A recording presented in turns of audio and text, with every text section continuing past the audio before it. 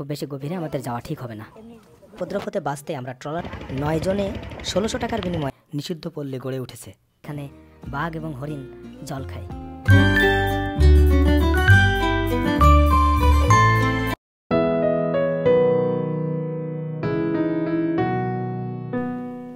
ভ্রমণ পিপাসু মন কি আর ঘরে বসে থাকতে চাই?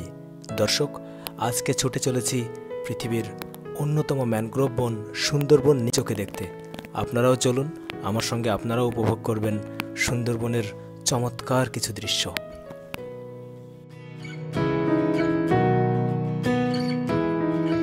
পথের দুধারের সৌন্দর্য উপভোগ করতে করতে আমাদের ট্রেনটি ছুটে চলেছে মোংলা স্টেশনের দিকে। পৌঁছে গেলাম মোংলা স্টেশন সংলগ্ন ট্রলার ঘাটে। এখন আমাদেরকে দর কষাকষি করে একটা ট্রলার ঠিক করতে হবে।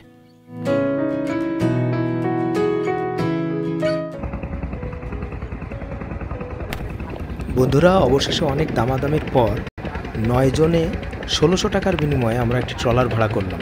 এখানে আমাদের মাথা প্রতি প্রায় 180 টাকা করে পড়ছে।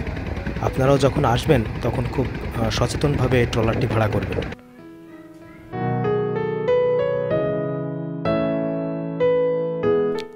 আমাদের ট্রলারটির চালক মিজান ভাই খুবই আন্তরিক। আমাদের চারপাশের সৌন্দর্য দেখাতে দেখাতে আমাদেরকে নিয়ে যাচ্ছেন সুন্দরবনের দিকে। পৃথিবীর অন্যতম বৃহৎ ম্যানগ্রোভ বন সুন্দরবন। এর মোট আয়তন 10,000 বর্গ কিলোমিটার।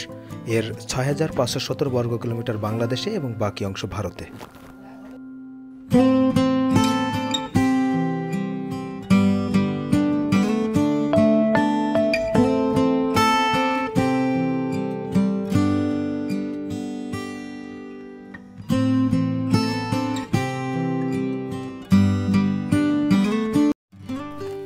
প্রায় 10 কিলোমিটার নৌপথ অতিক্রম করে আমরা পৌঁছে গেলাম সুন্দরবনের করম জলের ঘাটে।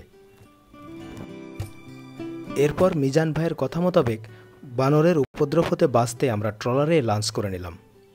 তারপর আমরা গেট দিয়ে প্রবেশ মূল্য দিচ্ছি। প্রবেশ মূল্য হচ্ছে জনপ্রতি 46 টাকা করে।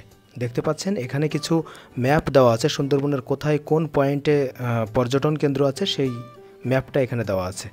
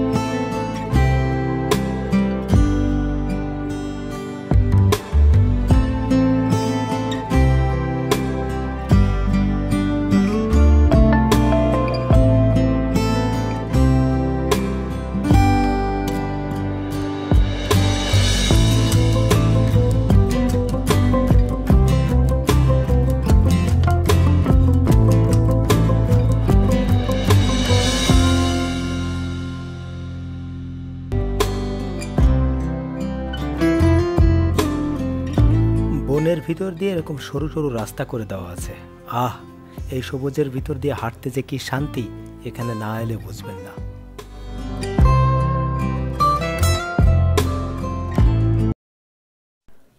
এখানে রেস্ট্রিকশন থাকায় বনের একেবারে গভীরে যাওয়া সম্ভব নয়। তবুও আমরা চেষ্টা করলাম বনের মোটামুটি গভীরে যেতে। তবে সবার সিদ্ধান্তক্রমে আবার আমরা ফিরে আসি যে খুব বেশি গভীরে আমাদের যাওয়া ঠিক হবে না।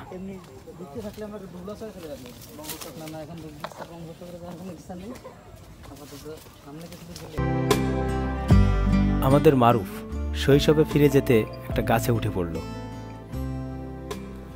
দেখে খুবই খারাপ লাগলো। কেউ হয়তো এই গুইসাপটি মেরে এখানে রেখেছে, এটা খুবই খারাপ। দেখতে পাচ্ছেন ম্যানগ্রোভ বনের বিশেষ বৈশিষ্ট্য শ্বাসমূল। এখানে প্রত্যেকটা গাছের পাশেই কিন্তু এরকম শ্বাসমূল দেখা যায়।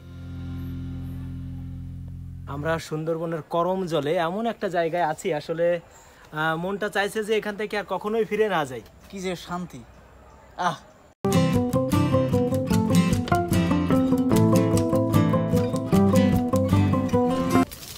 ওদিকে হয়তো কোনো প্রাণী দেখা গিয়েছে, দেখি দৌড়ে গিয়ে আমরা দেখতে পারি কিনা।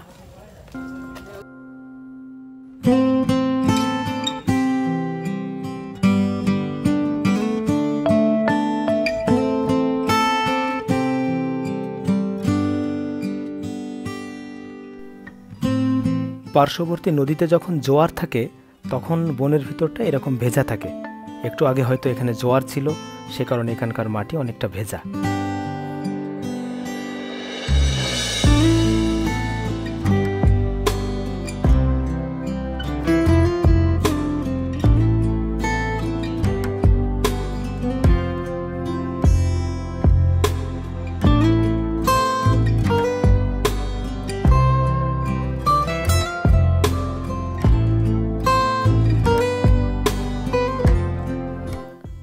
বনের ভিতর দিয়ে এরকম অসংখ্য খাল বয়ে গেছে। কথিত আছে এখানে বাঘ এবং হরিণ জল খায়। অবশেষে ওয়াচ টাওয়ারের দেয়ালে আমরা মৌচাক খুঁজে পেলাম।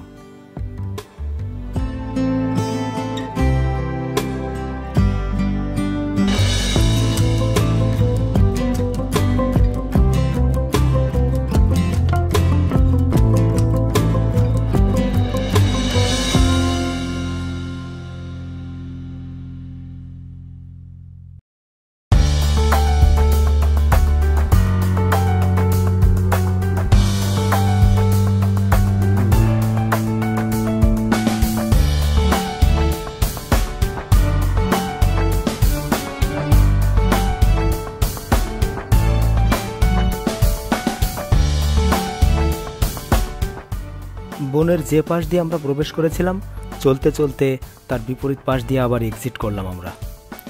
আপনারা দেখতে পাচ্ছেন এখানে প্রচুর লোকজন ট্রলারের জন্য অপেক্ষা করছে।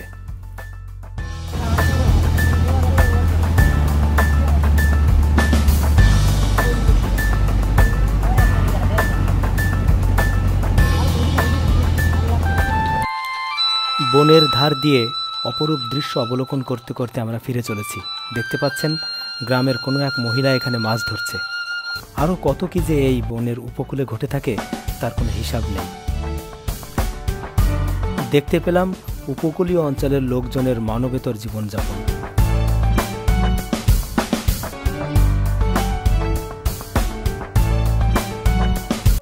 দূর থেকে যতটুকু বুঝতে পারলাম, এখানে নদীর ধার দিয়ে নিষিদ্ধ পল্লী গড়ে উঠেছে, যেন চাঁদের বুকে এক টুকরো কলঙ্ক।